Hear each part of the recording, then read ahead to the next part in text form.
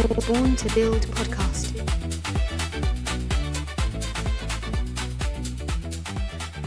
Welcome to Born to Build, conversations with the builders, founders, and pioneers driving change from the ground up, giving you the tools to build and grow your business. Now, today I'm chatting with Harry Welby-Cooke, who is the co-master licensee for ActionCOACH in South Africa, the fastest growing and largest business coaching company globally. Harry developed ActionCOACH across Southern Africa, which now boasts over 35 franchisees. He's a certified leading business and executive coach and has assisted countless business owners and entrepreneurs.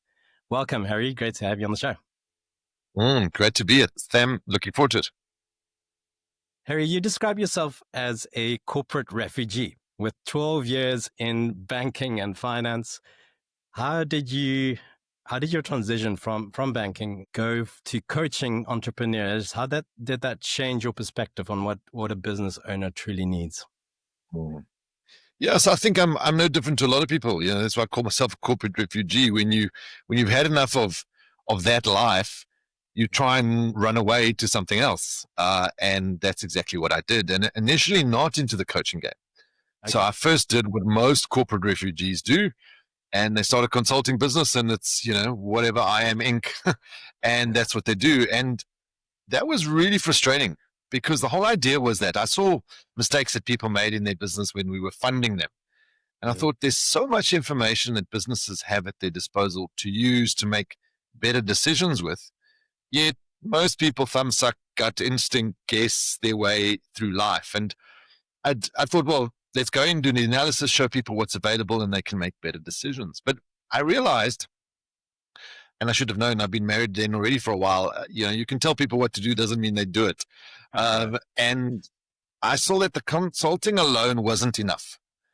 People needed a little bit more of a bridge, a hand holding, both support and challenge to grow. And, then look to bring ActionCOACH to Southern Africa, which I did. And we launched in 2007. But when I was lending people money, people always used to say to me, well, how do you sleep at night having lent out so much money?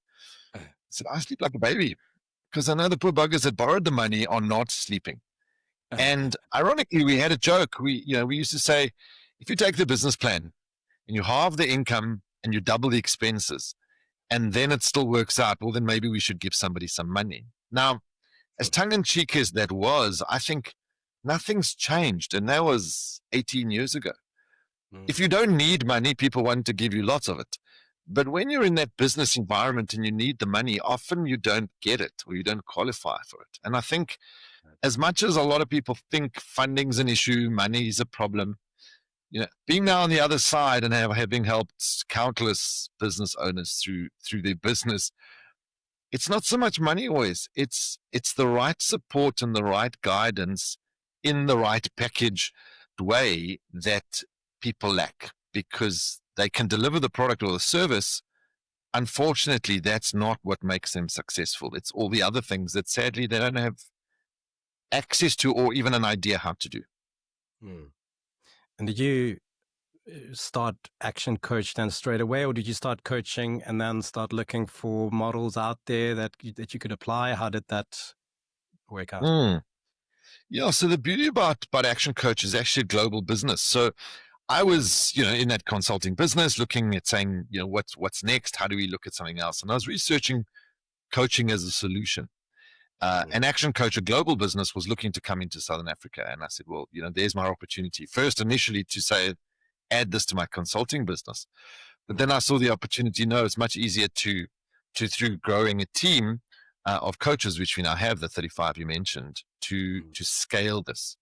And so today, 100% of our focus is on working with business owners to run profitable, sustainable businesses that ultimately work without them. That's the kind of focus. So from day one, it was both coaching businesses as well as scaling the Southern African operation through bringing more people on board and more coaches and training and supporting them so that we get a much bigger impact at the end of the day. And for someone listening and thinking, do I need a coach? How would you frame what business coaching really is and what it isn't?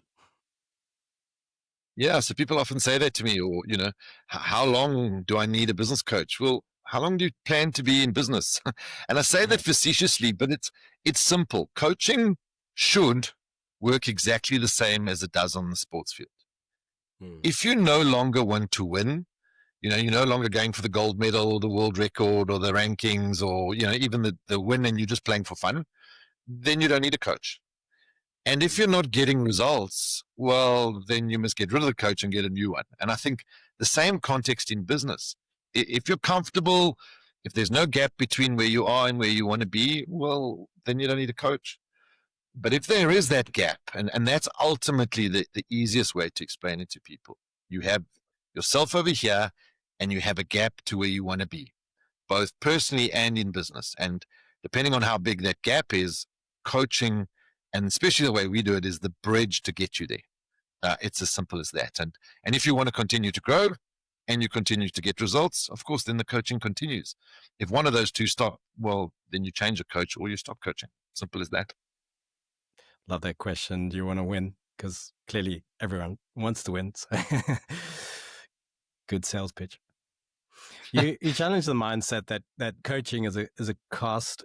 Can you afford not to? How do you help founders see that as an investment with measurable returns? Well, I think founders have that struggle with a lot of things, not just coaching. Marketing should be seen as an investment, not a cost. Staff should be seen as investment, not a cost. Now, often when we're just paying bills and we're not getting return, well, then of course it's an expense.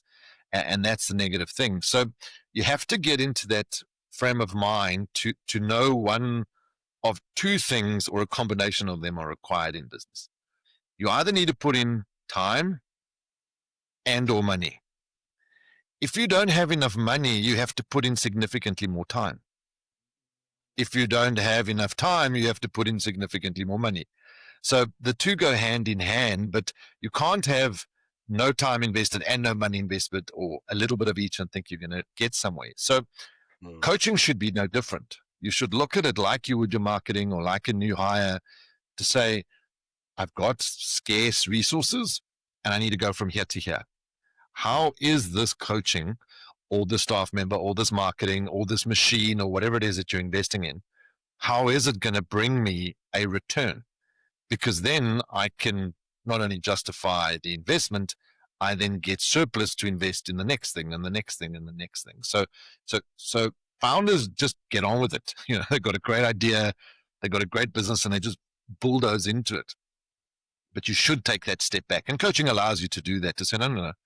All of these spends need to be investments. And how do I orchestrate the business to ensure I get a return? Yeah. Well, just to lift the hood on that a little bit, for entrepreneurs who are watching every round, what are some of the proof points that you share in your coaching that is paying off?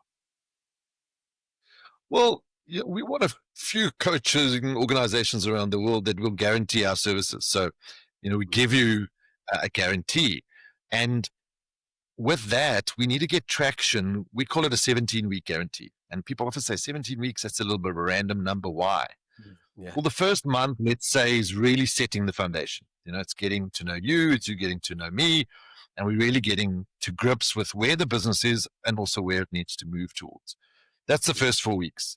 The next 13 is a quarter. Quarter is 13 weeks. So 1 month for foundation stuff, 1 quarter to get, if sufficient runs on the board. Because when you get the money off the table, and the guarantee is simple, we'll find our fee in your business within 17 weeks, or we'll coach you for free until we do. Because then it is an investment. Then you can say, okay, well, worst case scenario, I'm putting at risk this money for 17 weeks. Thereafter, it's going to pay for itself. And I don't have to have that anxiety or that tension between coach and client. The money's taken care of, and now we can just focus on creating profit and growth and really scale. So that's the way we look at it. Yeah, brilliant. Now, many SMEs see measurable improvements within 90 days of working with you. What tends to shift first in their mind? Is it being able to see the profit margins, or is it confidence, clarity, possibly? Sure.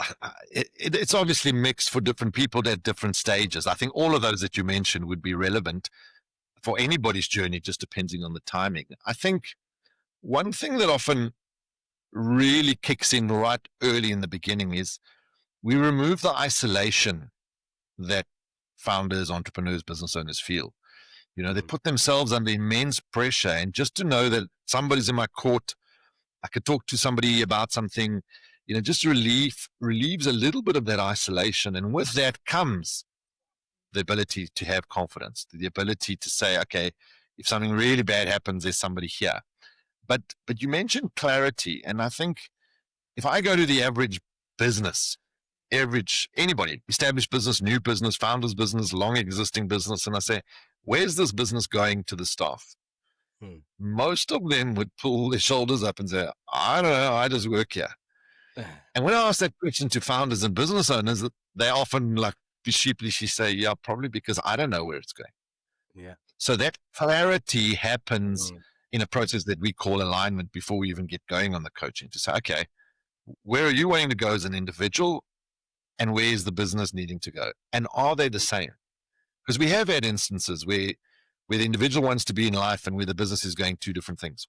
Okay, so there's not alignment in our future trajectory. So let's see where we can get the alignment to a point, and then something's going to exit, something's going to give, something's going to change, and then we get the focus. Because if you've got, somebody in your court backing you, and you know where you're going, then to get that traction and make money relatively quickly is normally pretty simple, because you've got support and challenge. And it's ironic. It's one of the few places in the world where we don't have that. And that's when I own the business, because I'm both management and shareholder. In a corporate role, there's external shareholders. In a sports team or a school or a varsity, accountability is external. When it's just me, and even if I have a few of my buddies as partners or whatever the case may be, there isn't that healthy nature between support and challenge, and the coaching brings that about. I'd love to hear a story. Can you tell us a standout story where coaching swiftly turned around a business, maybe even saved it? Yeah, many. Let me think of some examples. I think, maybe a couple that come to mind, and they're all very different. I think one example in particular, I remember a son inheriting a business from their father. And, it's sadly a thing none of us do properly, is succession planning, both for life or for business. And they inherited this business, and they were too young, really, and inexperienced to run it. But they were brilliant in the sales role and the customer service role. And one of the coaching kind of evolvements that happened was to say, no. 29 days, 30 days of the month, you play the sales and customer service role. And we hired somebody to be the MD of that business. Okay. One day a month, you physically swap seats in the office, and you sit on the main side of the desk as the shareholder, and the MD reports to you. And that was the bridge that person needed for probably about 14, 15 months before they could step into the role. So everybody was playing to their strengths. Another one was a mom. She started this business basically recognizing and building off her grandmother's legacy. But she was a mom, and she's running this business, and she's trying to impact the local community, and she was just pulling all these different directions. And just with the right focus, the right, let's breathe. Sometimes it's good to cry, sometimes it's good to vent. And the right structures, that business today is a multinational business operating in countries all around the world, still in a local, more regional town of Southern Africa, or South Africa actually, and employing a lot of mostly women, mostly, in their local community. And then another one that just stands out for me was a business that had been around for many, many years, was doing well over 100 million rand in turnover and almost making no money. And the owner had got stuck. And I think that's often what happens in a business, is you grow to a point and then you just level out. You hit a ceiling, you get stuck, you lose maybe your mojo, you find pressures that you're not really wanting anymore. And they'd almost got to the point where they just accepted that, this is the industry standard, this is the norm. We're still a small guy playing big global players. And the coaching really has revolutionized that person, their business, their staff, their family. And at a conference we did a little while ago, the business owner actually spoke to the coaches and just shared the journey, and then played videos of his children and his staff saying, this is the impact that the coaching has made in this business owner as a father, as a boss, but also in what the business has done for them. And I don't think there was a dry eye in the room, not the burly business owner on the stage or any one of the coaches listening to that. So yeah, so many, because when you fix a business, everything gets fixed. Everything. Your relationships heal. Health comes right. You've got time to do the important things you need to do. You've got breathing space. Your stress goes low. You don't even kick the dog when you go home anymore after work. So we try and deal with the symptoms of life, but in business, that's often where it starts. And if you fix that, magic happens. Wow. Yeah. Beautiful stories, and must be so rewarding as well to kind of, have been played a part in that, and probably why you do what you do. Absolutely. Yeah. You offer one-on-one coaching, group programs, workshops, masterclasses. How do you guide a founder, to choose the right level of investment for their needs from the start? Yeah, great question, because, that in itself is another minefield to try and get your head around. So again, we simplify it. Our business is very much about simplification, getting to the point where people can go, oh, okay, that's easy. I can do that. Good. Then let's do that. So even in that, selecting the right program, we would, depending on how, we get into contact with a person, we would go through a process, and then we sit down and we do what we call a business diagnostic. And the business diagnostic is really to understand the person and the business, and obviously some of the challenges and opportunities. And then, much like when you go to a doctor and the doctor does a diagnosis on you, the coach will make a recommendation and say, well, based on where you are, what you've said, this is the solution for you. And they would back it up for why. So the client doesn't have to sit and get their head around all these different things and how do they fit and which one should I choose. You'll get a recommendation from somebody who's been doing this a long time that'll say, based on what you've said, Sam, this is the right remedy for you. And of course, one can scale up and scale down. And that often happens as the business grows. But that's the way we approach it, to make sure that the right solution is for the right person at the right time, and also the right investment level. That's talking about the business owner. They feel, overwhelmed, stuck in the day-to-day, alone in their decision-making. How do you help them break free from that and gain control of their business, but also their personal lives, as you said? Well, people run businesses. Robots don't run businesses. People do. So it is a very human-focused business approach. And I think, it's become almost a cliche in business. You need to work on your business and not in your business. And that actually comes from Michael Gerber's book, The E-Myth. But how and where?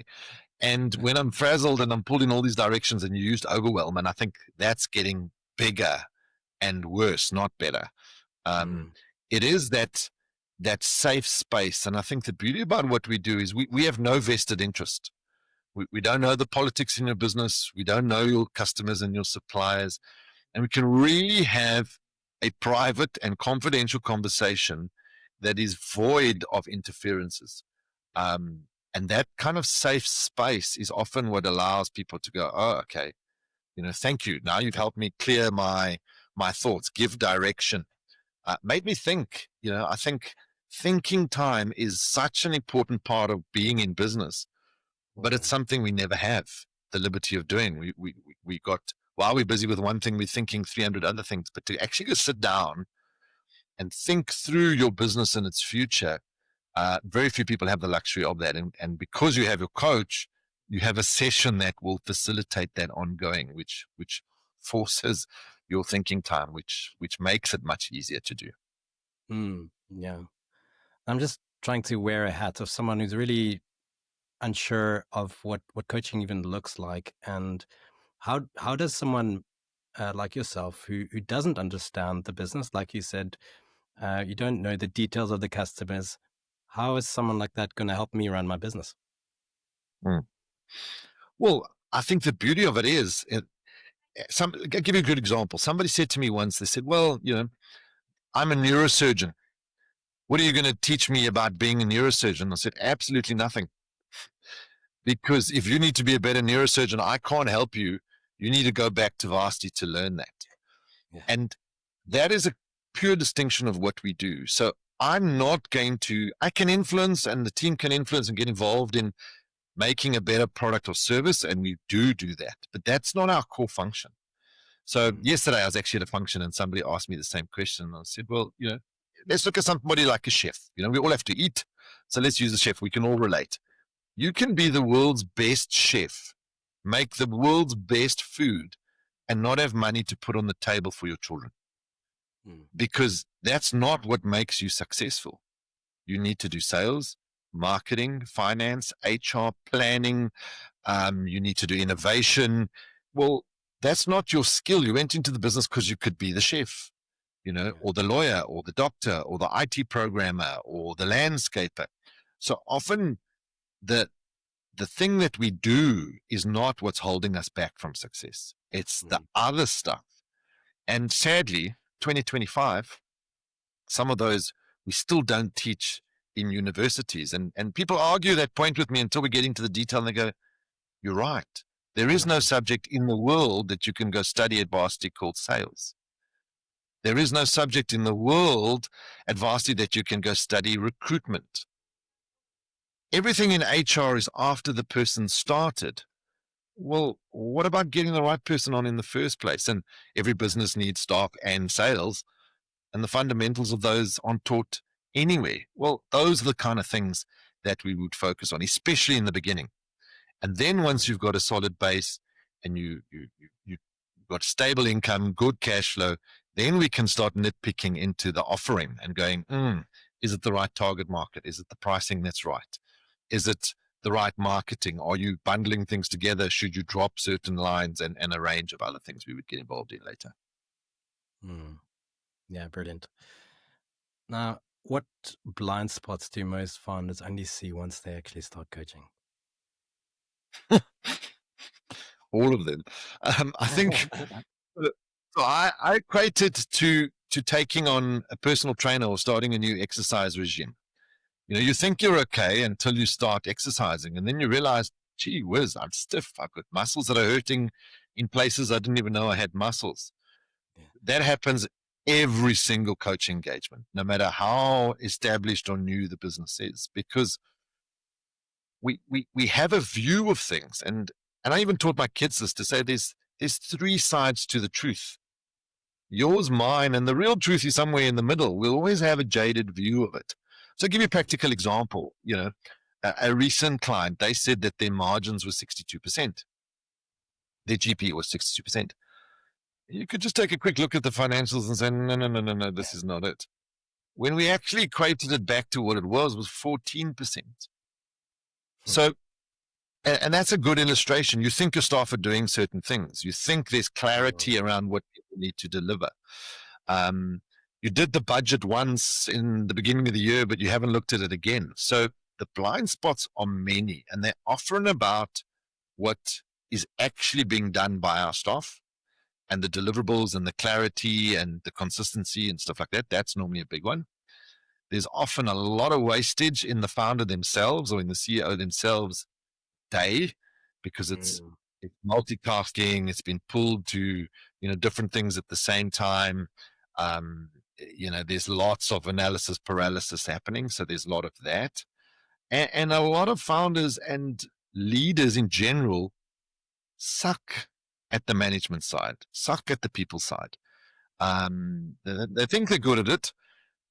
And eventually, they talk, everybody listens, nobody talks back. They think, oh, we're all on board, and it doesn't. So what happens in a lot of, especially founders' businesses, is that you employ staff and they watch you work yourself to death. You're like, well, that's not the way it's supposed to be. So it's those kind of things that are typical to almost every client we start with. Yeah. It's amazing how often the bottleneck is the business owner themselves. Always. And it's normal, because when you're starting out, you are doing it all. You probably could do it faster, better than most of the staff you're going to employ. But then you get to the point where you run out of days, you run out of hours, you run out of brain capacity. And what we're seeing, and I saw a study that reinforced that the other day, we're seeing it practically, and now there's studies coming out to show that the number one factor draining business owners at the moment is burnout. It's just that pure sense of overwhelm, because it just becomes too much. Okay, well, I need somebody then to help me think it through. What do I need to drop? Where do I need to focus? How do I compartmentalize this? And then I'm trying to do that 11 o'clock at night with the help of ChatGPT, and that's not the perfect way either. So yeah, these are normal things. If you're listening to this and you're going, oh, that's me, completely normal. It's every single one of our clients. And I think that's sometimes their biggest realization once they start working with us and meeting some of our other clients and stuff like that. They go, oh, thank you. I thought it was just me. I thought it was just me that had these issues, these hangups, these problems. Because I look at all these businesses in the landscape, and they're seemingly buying cars and going on holidays and got kids in private schools. They obviously know what they're doing. No, that's not true. And that in itself is a big relief for a lot of our clients. You offer quick self-assessments like the 5-minute next level and the 6-step scorecard to highlight hidden gaps. How do these two tools help founders decide whether to explore coaching further? Well, I think one of the things it does is immediately show some blind spots. So no matter what you think where your business is at, you go do those quick assessments, and it gives you in real time a quick evaluation to go, oh, okay, there is similarities to what I thought, and there's also a disconnect. And that's maybe a good place to start for a lot of people, is to say, okay, well, devoid of any input and any interference from us, go and do a quick analysis on your business, and then get to see where are you maybe stronger, but where are you not. And 9 times out of 10, you'll look at that and go, damn it, how did they know this? Have they had inside information into my business? But that's a good thing. That's a good reaction to have, because it's not something that you should be ashamed of or, want to protect. It's like, I've had this inkling in the back of my head that area is maybe my weakness, or that area is maybe falling short. Now I do an assessment on ActionCOACH's website, and it says it is true. Good. Then take the next step. Engage with us, and let's see how we can assist you in fixing that. Do you get that type of reaction often, kind of like a little bit shocked? Yeah, all the time. And ironically, it's always fascinating. Spouses, significant others, and staff often know the problems and will answer it without even doing the assessment, that sometimes still comes as a shock to the business owner. Because they're living with it. They're seeing it from the outside.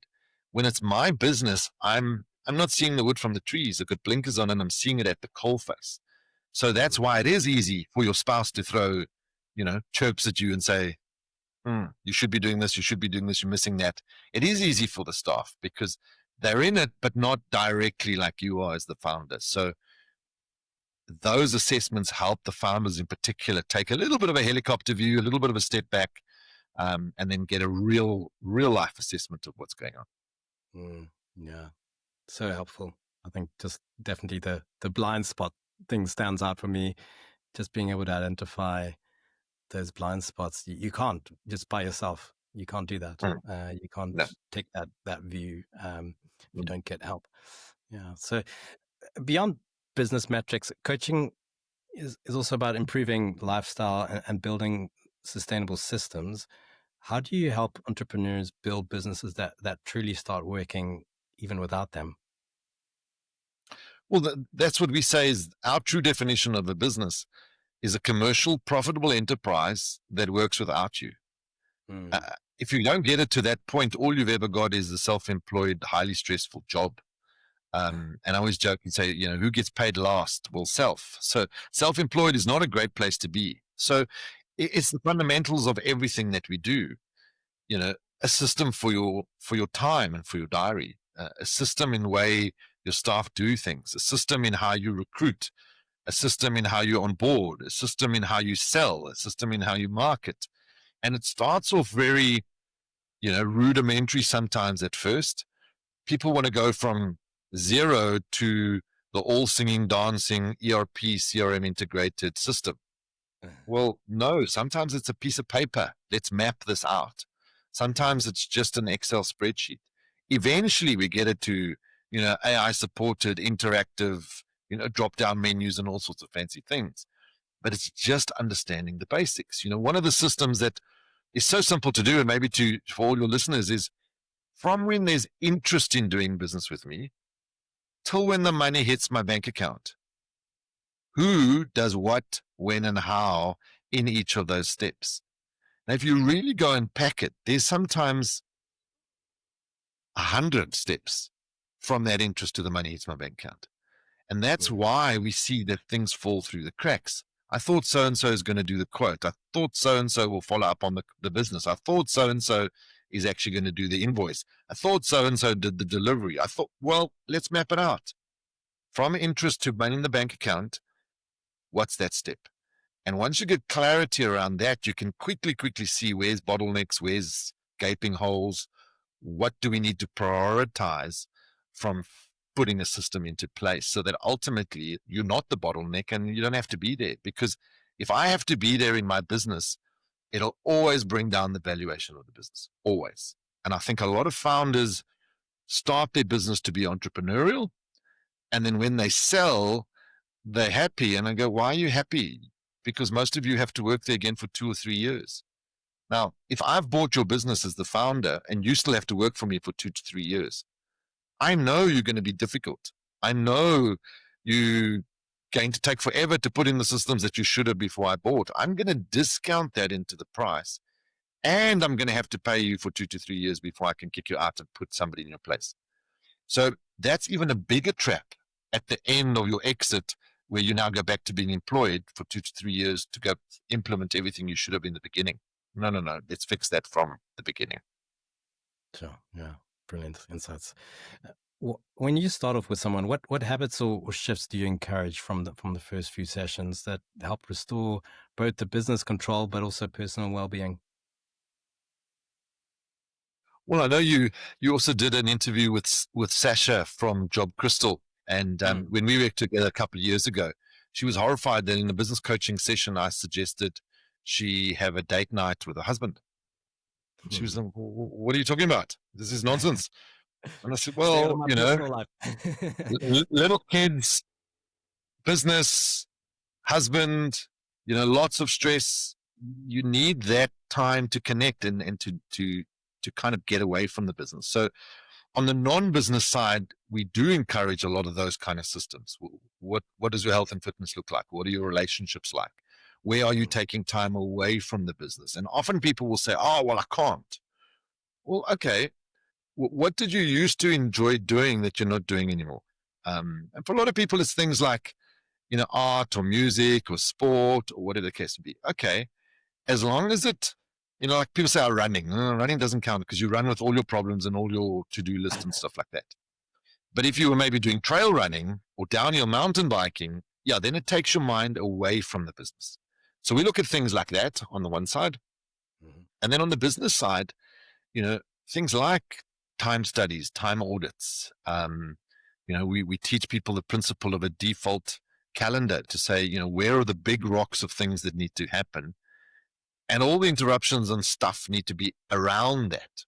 Because what happens with most of us is the big rock stuff isn't in our calendar and we're just dealing with the chaos all the time. And a woman at a seminar we did for Women's Month in August said to me, I don't like you so much anymore. Because I asked the question, I said, who have you got kids? Quite a few of them put up their hand. And I said, your kids are really important. Oh, yes, really important. I said, good, show me your diary where your kids are in it. And they're not. We're forcing our loved ones, our kids, into drop off at school, quick rush to do the homework, get them to bed whilst I'm doing other stuff. Well, okay, let's put some of those things into the diary. If you're going on a funding round, people put off finalizing the proposal, finalize having the meetings. Okay, where's funding rock time that there's 2-3 hours a week that you can be locked away, no interruptions unless the building's burning, to make sure that you're focusing on that. And then, of course, org charts, who does what in the business and how they report to who, and then deliverables for each person. Those are often early structural things and systems we put into place. Now, for the founder listening right now, who's possibly unsure whether to invest in coaching, what's one simple next step you'd urge them to take this week? So I think two things. I think on the coaching side, you don't have to do this on your own. You really, really don't. And people say, AI this and AI that, and go, well, we walk around with our smartphones in our pocket that have the solution to everything on the planet. Previously, it used to be in the library card in the library. Then we got Google, and then we got YouTube, and now we have AI. It's still in our pocket. Well, then why isn't everybody a supermodel, billionaire, Iron Man, philanthropist?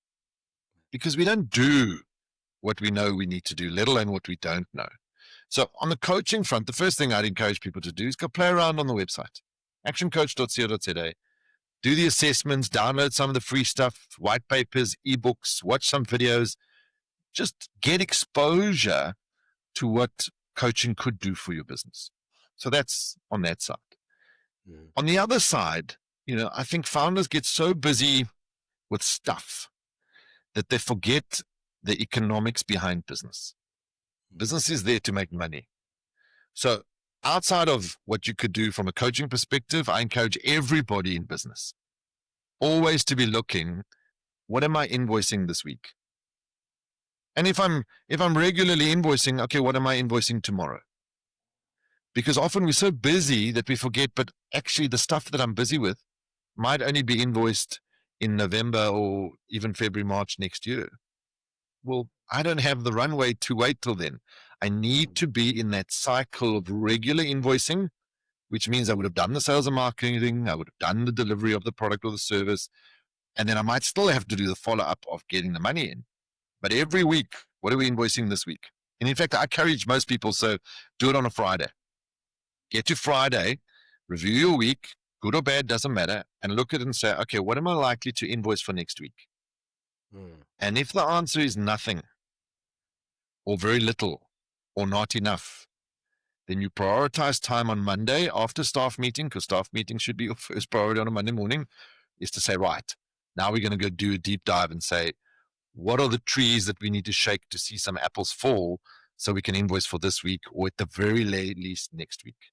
And if you keep that focus on, whilst I've got chaos, while I'm building, while I've got all this other stuff to do, I've got my eye on what am I invoicing every single week, I think that'll serve most businesses great wonders. Brilliant. Now, if you were to be able to whisper into your own ear, back in 2007, a piece of advice, what would you give yourself? What piece of advice would you give Harry in 2007, just about to start 2007. ActionCOACH South Africa? The advice that a lot of people don't get, or maybe get and ignore, and I think I was probably similar, is it takes longer than you think. And that's the advice I'd give myself going back to that stage, if I could now, to say it's going to take longer than you think. And if I know that up front, it not necessarily means that I'm going to do less. You must definitely not do less. In fact, maybe if you know it's going to take longer, you'll do more. But if you know it's going to take longer, I think the pressure founders put on themselves, and maybe that the fact that they didn't start off with enough runway in the first place, or didn't get enough funding, or spend too much initially, all of those are lying to it will take longer.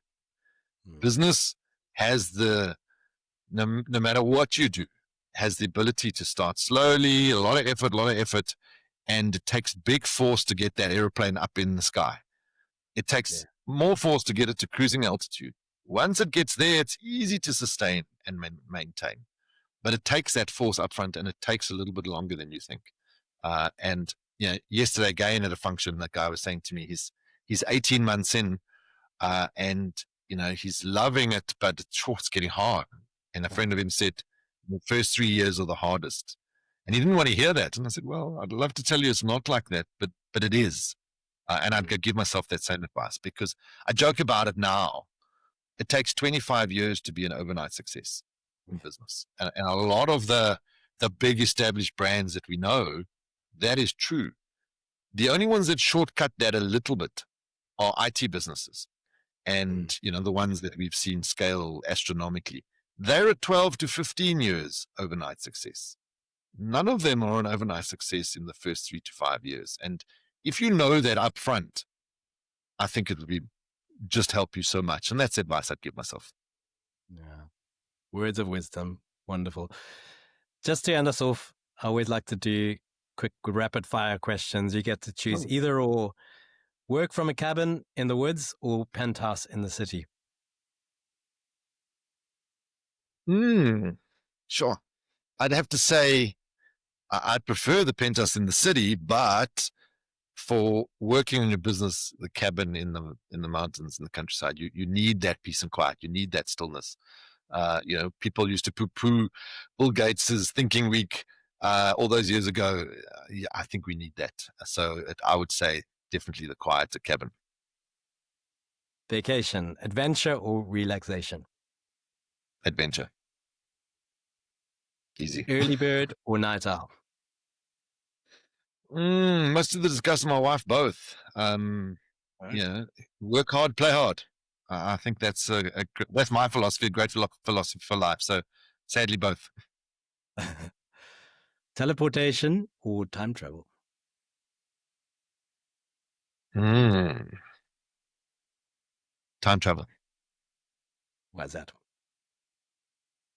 And I think more of that, maybe the odd one to the future, I think more of them into the past. I think there's been so many momentous events in the world, and just to go back to them and see, what led to that and the decisions that were made, I think would be so powerful.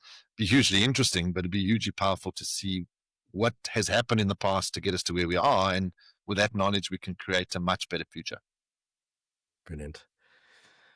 Well, if you want to check out ActionCOACH, it's actioncoach.co.za. If you're interested in finding out more, play around, as Harry said, play around on the website with their self-assessments, etc. But Harry, brilliant to have you on this show. Thank you so much. Thank you, Sam. And to anybody listening to this, go for it. Take calculated risks for sure, but business is not easy, but it is the most rewarding thing, I think, on the planet. And it is the only thing that sustains life. So we need more people to be thriving in business. So, if that's you, please do it. Thanks, Harry. Thank you.